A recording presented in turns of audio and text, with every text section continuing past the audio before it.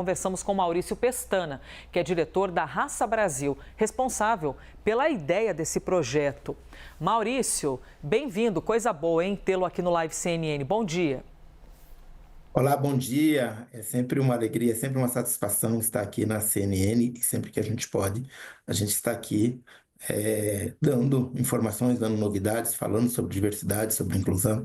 Então é muito bom estar aqui, principalmente no dia de hoje. É muito importante falar do dia de hoje também, que é o 21 de Sensacional, que é o março, que é Dia o dia pela Internacional eliminação, para a eliminação da discriminação discriminação racial. racial. Pois é. Maurício, eu comecei aqui a nossa conversa fazendo uma pergunta óbvia para quem nos assiste e contém um pouco de ironia. Porque quando criança, por exemplo, e adulta, mas a gente está vivendo uma transformação ainda não eficaz. Mas eu via a TV, eu só via gente parecida comigo. Eu entrava nas lojas com bonecas, não que a gente pudesse comprar as bonecas por causa do preço, mas eu só via bonecas brancas. Então eu via os filmes com as Cinderelas, né? Todo mundo também branco. Como é esse olhar em 2025? Nós já avançamos? E se sim, avançamos quanto? Olha, avançamos muito pouco, né? Então é importante dizer, e é muito bom estar aqui com a Basília, que também é uma pessoa muito sensível a esse tema e tem também falado bastante sobre isso. Na realidade, a gente mudou poucas, mas muito poucas coisas, né? Se você for ver que a revista Raça vai fazer 30 anos, e a revista Raça ela surge no momento que a nossa invisibilidade era total. Aliás, havia uma prática no mercado publicitário, havia uma fala, né, de que se você colocasse pessoas pretas em capas de revista, fatalmente a sua revista, o seu produto publicitário não venderia, mesmo num país que nós éramos e sempre fomos a maioria da população. Então você imagina que como isso ficou por séculos, né? Ou seja, todo o século XX foi propagado isso nos meios de comunicação, era normatizado a discriminação, o preconceito, né, o racismo. Agora, existem mudanças nesse século XXI, principalmente com o advento das mídias digitais, das redes sociais, da internet, porque as pessoas negras tiveram mais acesso a poder divulgar e falar das suas dores de uma forma muito mais ampla e não ficar restrito apenas àqueles meios de comunicação. E aí isso começa a mudar no Brasil e no mundo, né? Basília? Eu queria entender como vai funcionar essa tecnologia por inteligência artificial. A inteligência humana não estava sendo suficiente, né, para observar que faltavam negros no mercado publicitário e tantos outros de exposição. Maurício, como vai funcionar? É tipo um raio-x, identificando se tem mais brancos, negros ou se não tem negro nas publicidades? E o que vocês vão fazer a partir da coleta desses dados? Bom dia. Bom, é importante falar que essa é uma ferramenta, aliás, como toda a tecnologia ligada à inteligência artificial, é uma tecnologia muito nova.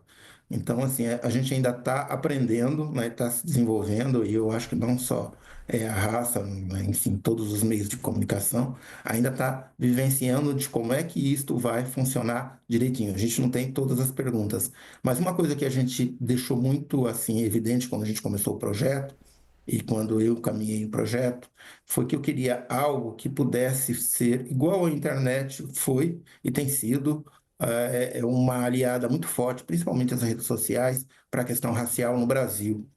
Então, não dá para ignorar a tecnologia. Mas, assim, eu digo que a gente está desenvolvendo, está sentindo, porque a gente está tomando muito cuidado, né? Porque também a tecnologia, às vezes, ela pode ser usada contra a gente, né? E haja vista quando você pega as campanhas utilizado de ódio na internet. Então, eu sempre estou com muito cuidado. Mas a ideia era essa. Primeiro, partir de um problema, né? A gente sempre teve esse problema que era como a nossa representação na publicidade, nos meios de comunicação se dava, né? E como foi dito aqui no começo da matéria, até pouco tempo a invisibilidade era total. Então, a primeira preocupação era o seguinte: vamos fazer um retrospecto, porque muitas vezes a gente olha hoje a presença negra na publicidade, ela é um pouco mais acentuada, mas isso aconteceu de quanto tempo para cá? De 2, de 3, de 5 anos? Então, primeiro, a gente quis fazer um estudo que levasse em consideração, e agora a gente está prestes a fazer 50 anos da publicidade no Brasil, de quando começou a se registrar tudo que se fala de publicidade no Brasil. Primeiro, a gente começou a fazer uma pesquisa de como é que foi feito a propaganda até hoje. E quando você olha para o passado, você tem muito mais tecnologia para você estudar e fazer hoje via IA do que quando você projeta para o futuro e que você começa a projetar e usar esses dados.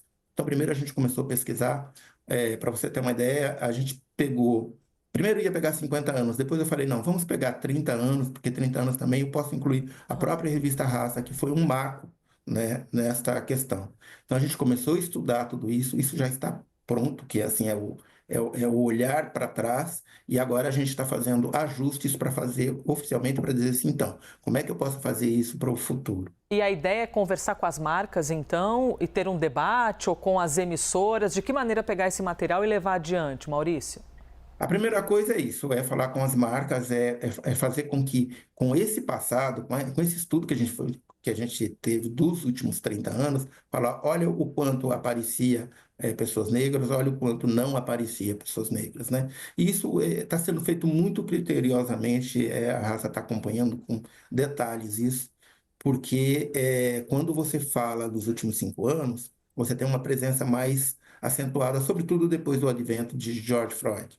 Mas quando você projeta isso assim de 10, 15, 20 anos e dá um marco assim, os números ainda são extremamente assustadores. No Brasil, né, que é um país que tem a maioria da população negra, 56% da população é negra, e que só agora começa a se ver representado muito timidamente, eu diria ainda, em campanhas publicitárias.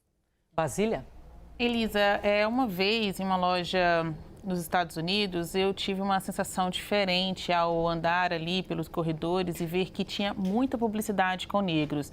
Era roupa de marca, livros, e que não tinham necessariamente sintonia com a temática racial. Eram fotos de mulheres, de homens negros, de crianças negras, fraldas descartáveis, o negro como um personagem da vida, né, da vida comum, o que de fato é, mas ele não aparece na publicidade. Então, me chamou muita atenção, porque não era um mês também do calendário, como Novembro da Consciência Negra, ou o mês de julho nos Estados Unidos, que é o da emancipação racial, mas já estava lá, era algo do cotidiano. Então, eu queria saber sobre a sua percepção também como homem negro, Maurício. Esses dados poderão, além de mostrar que no passado fomos mais racistas do que hoje, mas ainda somos, ou você acha que poderá ter impacto para o futuro, que mais pessoas negras possam aparecer na publicidade? Olha, eu não tenho dúvidas de que quando nós começarmos a mostrar, porque eu acho que eu sempre falo que não existe como você mudar o presente se você não fizer uma reflexão sobre o presente e sobre o passado. E o passado é muito importante, porque é o passado que nos trouxe até o presente, né? Então, se nós temos hoje essa desigualdade terrível no Brasil, desigualdade social e racial, e aqui as coisas se misturam, porque o racismo ele impera principalmente nas pessoas pretas, então ele tem fatores que vai complicar o seu acesso à educação, o seu acesso à habitação, o seu acesso ao trabalho. Então, isso tudo foi construído, isso é algo que foi construído ao longo, como eu digo, do século XX, que é o século da exclusão, e dos 388 anos que a gente teve de escravização nesse país. Então, esse passado ele ainda é muito pesado e muitas pessoas acham que você, olha, eu não tenho nada com o passado, eu não tenho eu não tenho essa responsabilidade com quem fez isso. Tem sim, porque você também desfruta de privilégios que foram construídos ao longo dessas desigualdades. Então, acho que inicialmente a gente sempre parte, e eu sempre falo, né, nas discussões raciais, às vezes assim nos seminários e tal, a gente sempre fala, parece que vocês falam muito do passado. Eu falo, o passado é muito importante, porque o passado mostra o que nós somos no presente. E com hoje todo o advento das novas tecnologias, A gente pode sim pegar esse passado e começar a pensar em como projetar o futuro, né? Então, essa é a ideia básica, é ter uma reflexão muito grande dos últimos 30 anos, mostrar o quanto a gente, nesses 30 anos, fomos invisibilizados e projetar algo para que a gente possa fazer no futuro.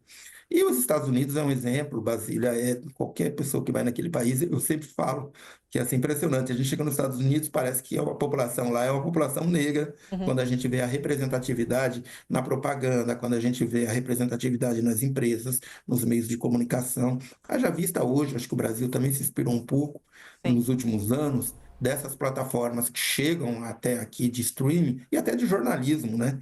Você olha o jornalismo, você vê pessoas pretas. E a gente às vezes se esquece que os Estados Unidos, apenas 13% da população é negra. Mas por que que essa presença é tão pulsante nos A Estados Unidos? relação com... Porque tiveram um caminho que não foi 1 ano, 2 anos, 3 anos, ou 5 anos, como a gente está fazendo aqui no Brasil, de ações afirmativas.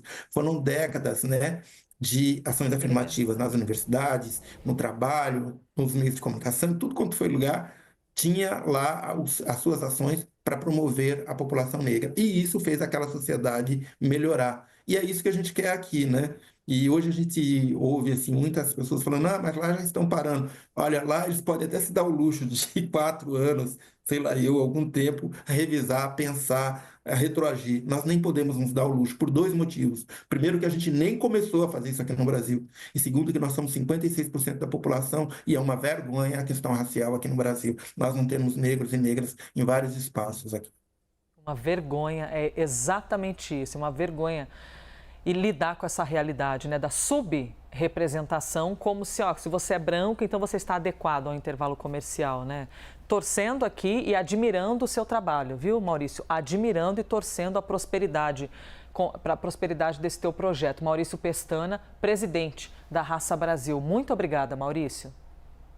Eu que agradeço e é sempre bom estar aqui falando de temas tão importantes como a diversidade, como a igualdade, como a inclusão, num país que não tenho dúvida que ainda vai ser referência para o mundo e tem que ser referência para o mundo e dar exemplo por conta da nossa população que é tão ativa.